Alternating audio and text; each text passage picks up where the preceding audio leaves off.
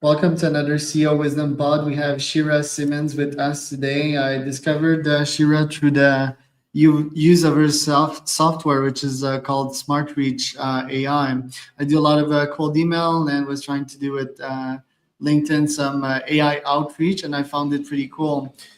Shira is CEO at SSC Digital and SmartReach. She's a data-backed, hyper-personalized LinkedIn the SmartReach is a data-backed, hyper-personalized LinkedIn and email tool, and she's booked over 11,000 B2B meetings, which is a lot. Generated over 27 million in growth. She's in Israel. I'm in Mexico, and this podcast is presented to you by Podper.com. That is my company, podcasting company. If you want to start your own podcast and scale it, we use it to generate tons of leads as well. 100 per month for clients and 10% eventually close as clients. So we've got a free ebook on our website if you want to go to podberry.com showing you how to do that. Shira, welcome to the pod. Tell me a bit more about yourself and what you're up to nowadays. Thank you, Charles. It's so nice to meet you. So yeah, my name, as you mentioned, is Shira Simmonds. I am the CEO and founder of SSC Digital, which created a year ago SmartReach AI. And like you said, SmartReach AI enables us to, first of all, build very, very targeted lead lists. We're basically an aggregator for many different data sources, but also enabling us to add signals and intent signals and buyer signals as well to enrich your lead list even further and really, really hyper-personalize both your list and your messaging. So yeah, I've been, running a lead gen agency for the last 14 years. And about a year ago, I was like, we got to be smarter about this. The industry is changing. We need better data. We were purchasing data from all the different databases and they were so outdated. And I really wasn't able to go deeper. And then when I was, I had to open 30, 50 different screens like Google Maps and, similar web. And it took me forever to put them all together. So we came up with this idea to really create this one platform where you could do it all. And yeah, that's what we've built. Right. And before SSC, you were founder and CEO at Ping Mobile. So tell me a bit more about that one and why you decided to launch your own business. Yeah, this is actually my second company.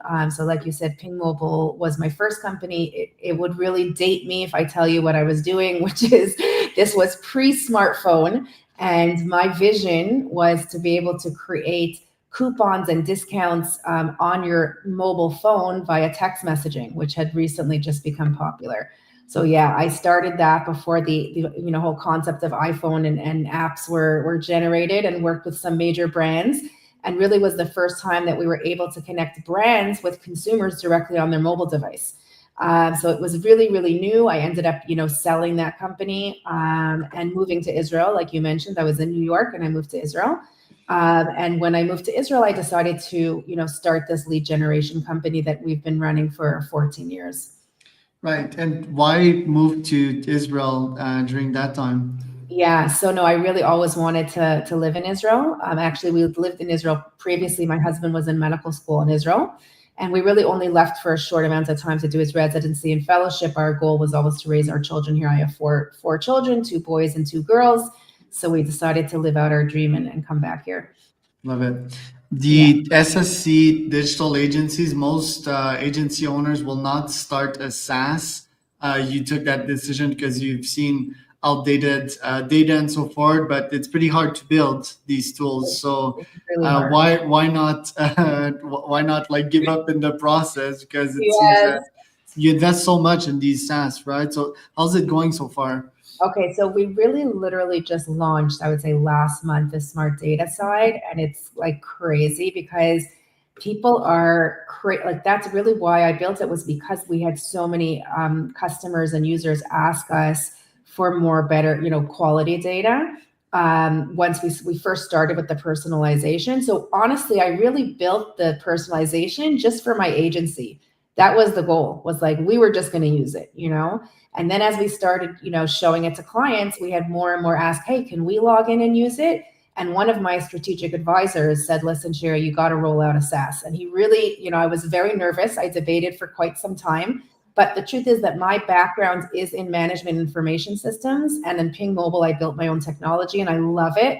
And so I decided I'm going to, jump right back in and built the SaaS. Right. And the search tool, I haven't checked that part of it. Is it like brand new, or do you have to pay a plan for that one? Well, everything is on the same plan. So yeah, it's called Smart Data. So within SmartReach AI, we have three modules. We have Smart Data, which allows you to really build your lead list. Okay, so you could search for any criteria, any company, any country, any industry. We have a really cool feature as well that allows you to search by department headcount growth. So let's say you say, I want to target only companies that its marketing team has grown by 25%. And then you can obviously find all the decision makers and the titles.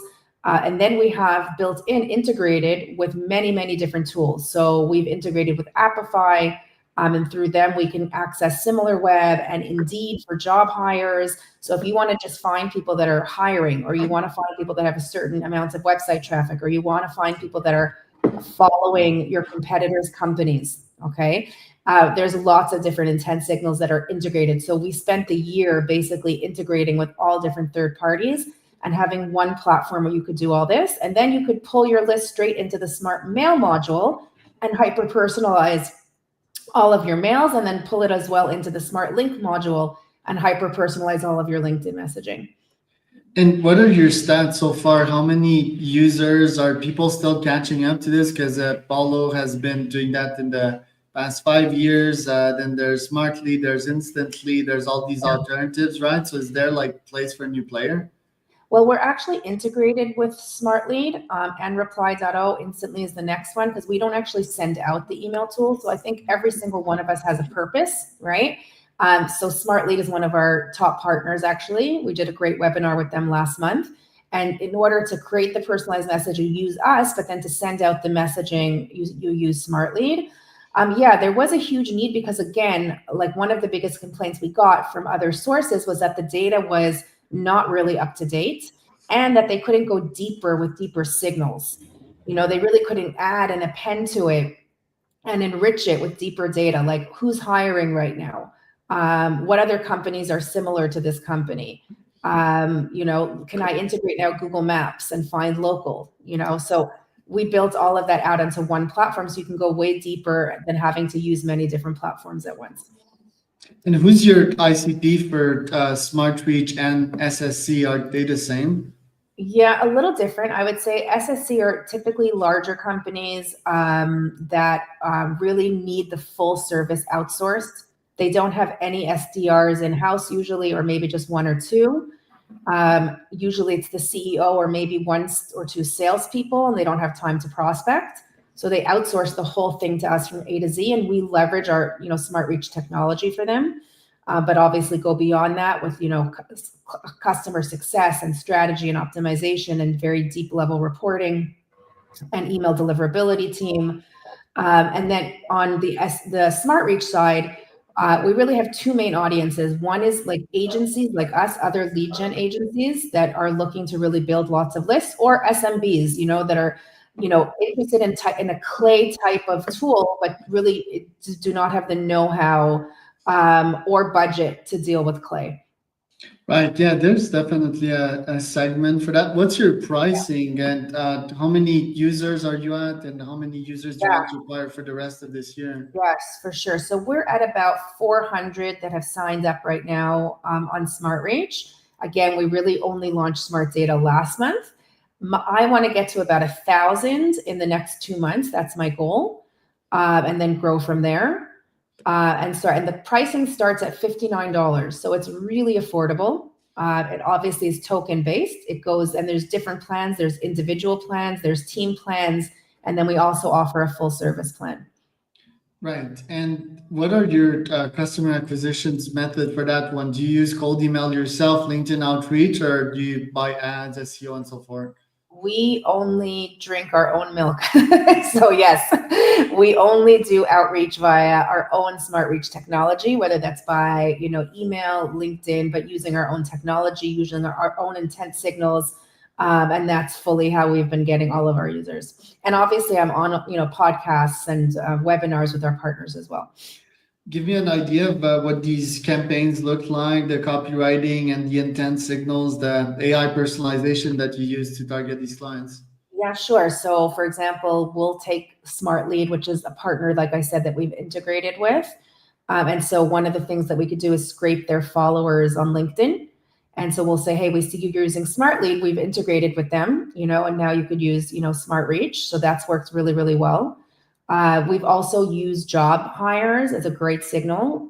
Anyone that's hiring an SDR or a salesperson that might need the data or the messaging. And obviously each email is hyper personalized using SmartReach. So SmartReach will scrape every person's LinkedIn profile and come back with information very specific to that person. And then it also optimizes as well based on the results. So we're constantly doing all different types of campaigns. Another one that we've done really well with is, for example, we use Captain data to scrape LinkedIn posts and comments. So if somebody's posted something and then a lot of people have commented and engaged on it, like there's a lot of buzz right now about Apollo being shut down on LinkedIn. I don't know if you saw that. So we're actually scraping and utilizing that to our advantage. So real-time information that, hey, this is happening on Apollo because they did, A, B, and C. You can come and use us instead is a great strategy. So it's really reacting to things that are happening in the industry in real time. Tell me a bit more about the Apollo stuff. Yeah, so I don't know so much about it. I'm digging into it now, but basically it was just posted that theirs and another company, their LinkedIn page was basically taken down. Yes, and all their LinkedIn ads were taken down as well. And apparently it's because they violated LinkedIn's, terms of service. So, that's, they're cracking down LinkedIn on all of this. So we're being very careful about who we integrate with. We have a whole compliance team that's overseeing it to make sure that we're compliant with all the terms of service, that we're GDPR compliant. But yeah, it's apparently, I heard different rumors, but apparently one of the rumors is that they had set up many fake LinkedIn profiles and we're doing things that way. I cannot verify if that's accurate because I did not hear that from the company directly, but that's the buzz. Interesting. Your cold emails, how do you make sure that they're delivered? What's your infrastructure? That is a really good question. We have an entire email deliverability team that's focused on that. So for the full service clients, we actually, first of all, buy many domains. We set up 3 different mailboxes under each domain. We warm up the domains for a minimum of 2 to 4 weeks. We use Zapmail actually to have everything, fully set up in the right way. The DMARC and all the different components that need to be set up. And we only send a maximum of 30 mails, including follow-ups a day per email workspace. So yeah, we're really, really strict about that. Right. The business itself, how many employees for SSC and how many employees for SmartReach, or are they like intertwined in between? A lot of them are intertwined, everyone except for my engineering team. So I have a CTO that's obviously just on SmartReach, and a front-end developer and an AI developer that's just on SmartReach. I would say the development team is unique to SmartReach, but we're about 50 people now. I actually downsized. We were over 100, but I actually invested in automating a lot of the components that we were doing manually and was able to reduce the team. And so we're about 50 now. And cash flow wise, is it SSC paying for SmartReach? What's your financial plan with that? Yeah, so SSC, and I am the lead investor in SmartReach. Yes, so some of the profits from SSC as well as my own investments have gone into it. Right. What do you think of podcasts as a lead gen method? Love it. I actually posted about this on LinkedIn. I don't know if you saw, but we actually 2 weeks ago, right? Yeah. It's actually one of the great strategies that we offer our clients all the time is to join them on a podcast. And it's great because what are you doing? You're not asking them to purchase anything. You're doing a little bit of ego stroking. So the psychology behind it is like, hey, you look amazing. Like, I'd love to have you on my podcast. And then that, plus I would say also webinars is a great strategy as well, to invite them to a webinar. So it's less of an ask. You're not asking them to evaluate your technology, purchase anything. You're asking them for information sharing, for picking their brain, and doing a little bit of an ego stroking that they've been selected. Then it definitely converts very well. And then if you have a good sales team behind that can convert that podcast into a sale, it works very well. Tell me a bit more about the webinar stuff because it seems like Yeah. a tougher ask. Like people don't want necessarily to be on webinars. Me, what I'm doing though is instead of asking someone on a podcast date, it's I'm asking them on a webinar date. So they bring their audience, I bring mine with StreamYard. They can just plug their LinkedIn, right?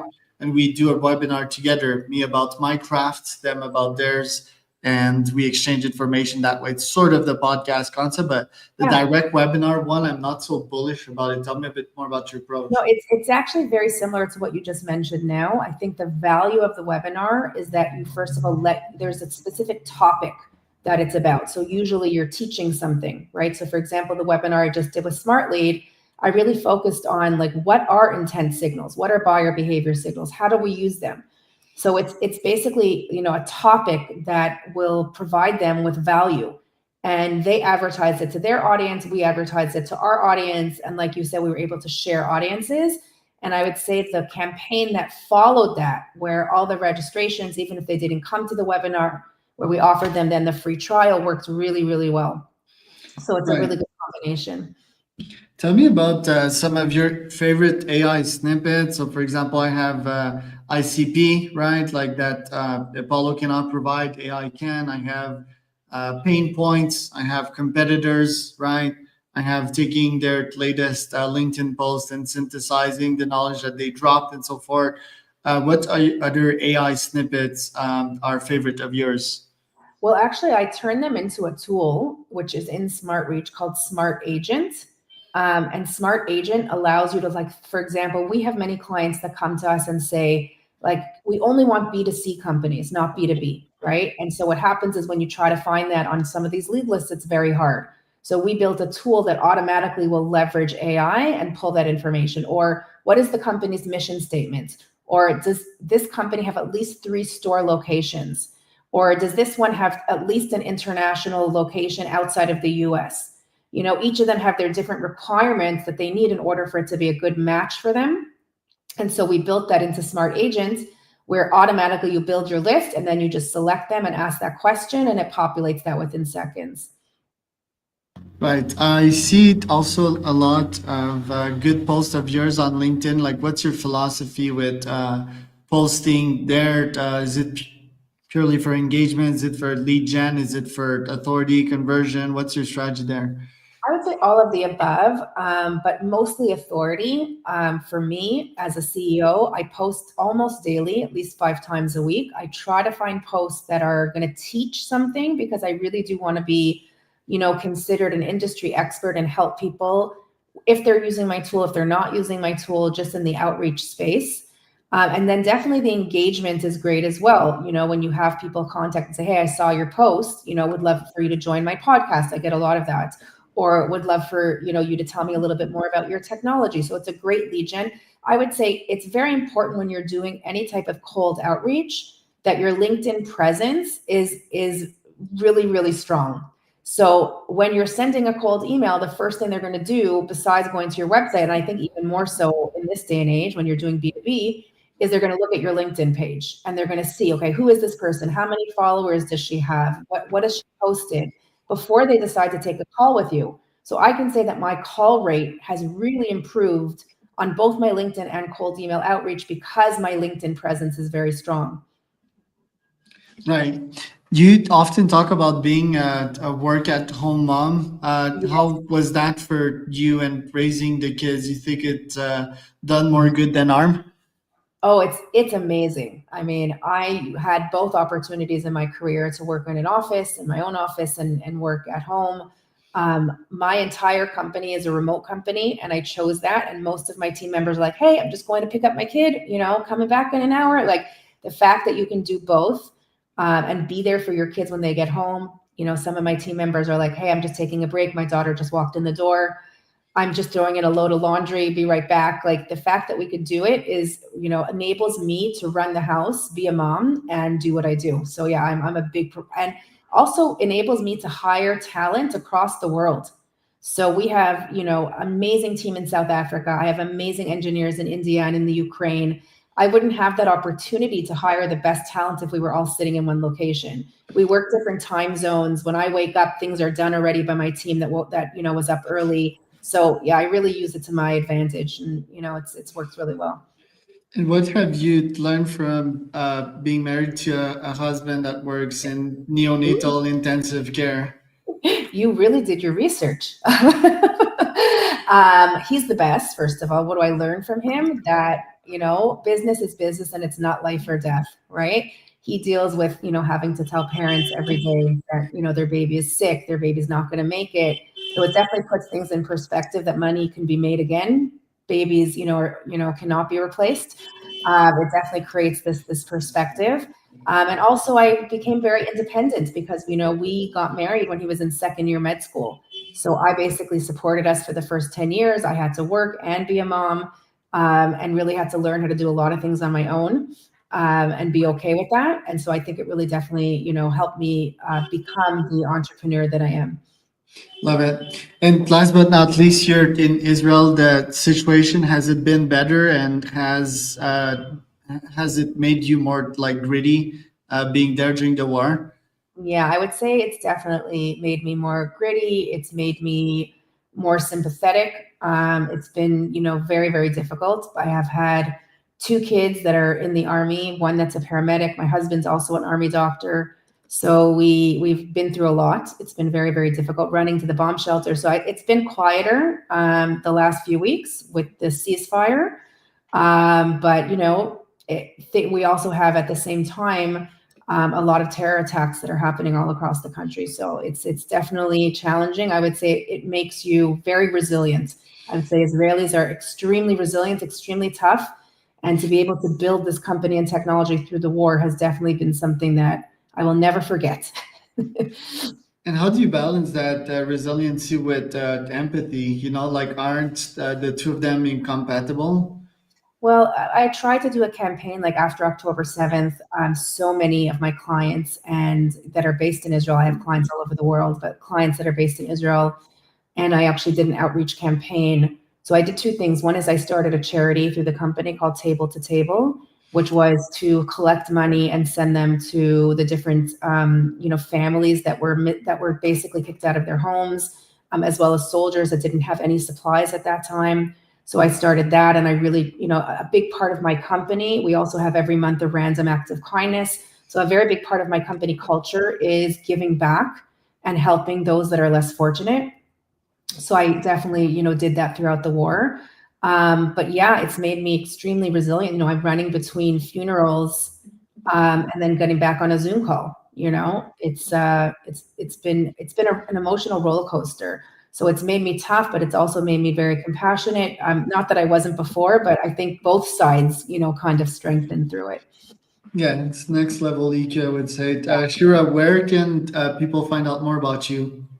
So definitely on my LinkedIn, but also smartreachai.com, I would say, where you can find all that information. You could sign up for a free trial. And yeah, would love to hear anyone's feedback. It was Shira Simmonds and Charles Cormier.